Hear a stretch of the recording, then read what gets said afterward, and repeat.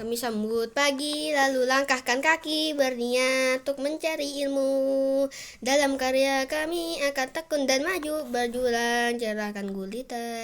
Assalamualaikum warahmatullahi wabarakatuh. Nama saya Zaki, Muhammad Zaki Al-Mazaidan dari kelas Bifal Yunus. Saya akan bercerita tentang kisah sahabat Nabi, yaitu Umar bin Khattab.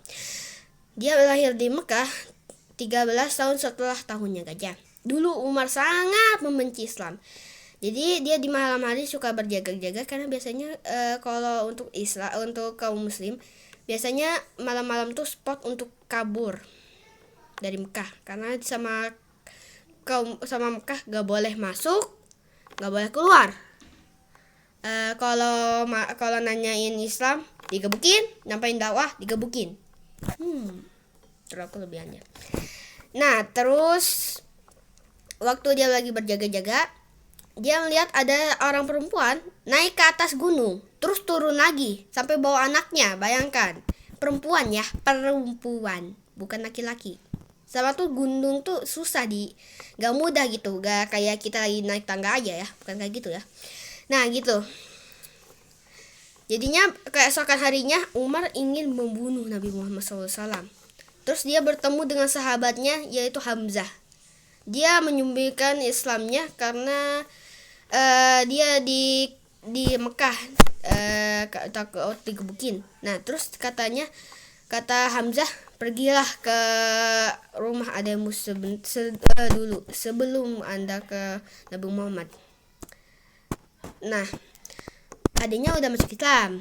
Dia masuk ke rumah adanya, kedengeran lagi baca surat Toha. Gak hafal ya saya, mohon maaf. Nah, Toha ayat 1-30. Nah, terus dia masuk, dibuka, adanya dibanting, terus suaminya ditendang sampai ke tempat tidur, kasurnya patah. Kuat banget ya. Terus adanya mencoba melawan. Mungkin gak ya melawan Umar bin Khattab? Itu perempuan, padahal kuat banget ya Islamnya, keimanannya. Nah, terus Umar berkata, apa yang kau baca? Kata adanya, mari surat Toha. Apakah Anda ingin baca? Boleh. Baca 1-30. Waktu udah ayat 30, Umar terharu dan dia ingin masuk Islam, tertanam. Nah, terus dia minta adanya untuk membawa dia ke Nabi Muhammad SAW. Sampai ke tempat Nabi Muhammad SAW, kedengeran sama Hamzah. Kata Hamzah, biarlah saya akan mengatasi urusan dengan Umar bin Khattab. Dia tahu nih, udah pakai baju perang, bawa pedang, tahu. Nah, kata Nabi Muhammad SAW, simpanlah Hamzah di kamar, lalu bukakanlah Umar. Terus waktu sudah dibuka sama Nabi Muhammad SAW, pundaknya digoncang-goncang. Bayangkan, orang segede gitu digoncang-goncang sampai berkata, apakah ini waktunya untuk masuk Islam? Digoncang lagi, apakah ini waktunya untuk masuk Islam? Itu yang kode-kode. Terus Umar berlutut kepada Nabi Muhammad. Terus Nabi Muhammad SAW bertanya lagi, apakah ini waktunya untuk masuk Islam? Terus Umar bersyahadat, asyhadu an la ilaha illallah wa asyhadu anna muhammadar rasulullah. Terus pada takbir, Allahu Akbar, kedengaran sama kaum Quraisy, pada bubar, nanti malah banyak masalah lagi nih. Nah, setelah itu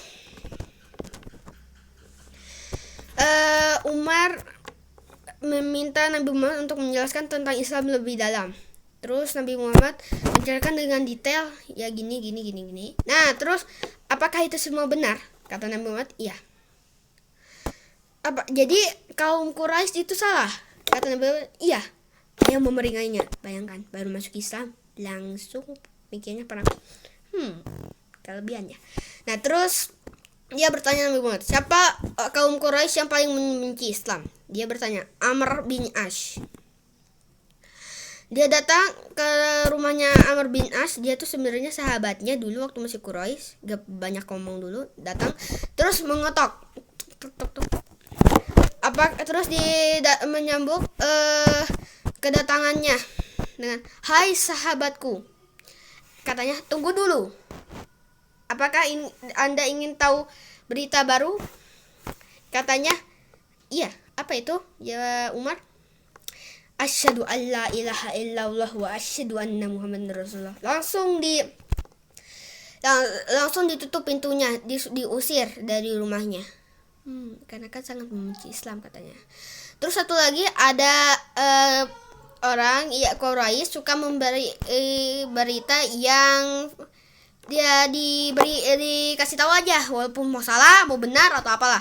Terus bertanya, "Apakah Anda ingin tahu berita baru?" Katanya, "Iya." "Apa itu?" "Asyhadu an la ilaha illallah wa asyhadu anna Muhammadar Rasulullah." Lalu dia naik ke atas Ka'bah, yang orang Quraisy ya, naik ke atas Ka'bah, katanya, "Umar telah masuk Islam." Nah, terus pada kumpul. "Apakah benar Anda telah masuk Islam?" Katanya, "Iya. Asyhadu an la ilaha illallah wa asyhadu anna Muhammadar Rasulullah." Lalu pada bertengkar sama Umar dari pagi sampai maghrib. Keesokannya lagi, asyhadu an la ilaha illallah wa asyhadu anna Muhammadar Rasulullah. Terus bertengkar lagi dari pagi sampai maghrib. Terus besoknya lagi sama lagi. Waktu hari keempat gitu lagi, nggak ada mau berantem lagi ya. Udah capek ini, udah pada kios. Setelah itu sebenarnya Umar masuk Islam itu bukan karena dia ingin masuk Islam, tapi karena doanya Nabi Muhammad SAW. Ketika mau hijrah, Umar membawa busur dan bertawaf 7 kali keliling Ka'bah. Umar adalah orang yang lembut dan berhati-hati dalam semua pekerjaan dia lakukan, apakah ini membuat kedoliman atau menjauhkan dari Allah. Sikap ini terjadi waktu sudah masuk Islam ya. Karena ya gitu. Terus doa Umar selalu direspon oleh Allah Subhanahu wa Ta'ala. Setelah Nabi Muhammad SAW wafat, ia mengirim pasukan yang telah disiapkan oleh Muhammad untuk menyerang nabi-nabi yang palsu ya, jadi dia tuh bohongan. Saat 1 bulan kemudian, ia mendapat surat dari utusan salah satu pasukannya yang berkata, "Pasukan tersedar di gunung." Terus kata Umar, "Maka berlindunglah di gunung. Nanti akan Allah menangkan perangnya." Lalu Allah memang menangkan perangnya. Perangnya menang. Hore! Oke. Di masa Umar, setelah peperangan banyak penghafal Quran yang tewas. Makanya Umar meminta untuk membukukan Al-Quran. Jadi Al-Quran itu dibukukan bukan dengan urutan turunnya, tapi dibukukan dalam urutan setoran Nabi Muhammad SAW kepada Jibril.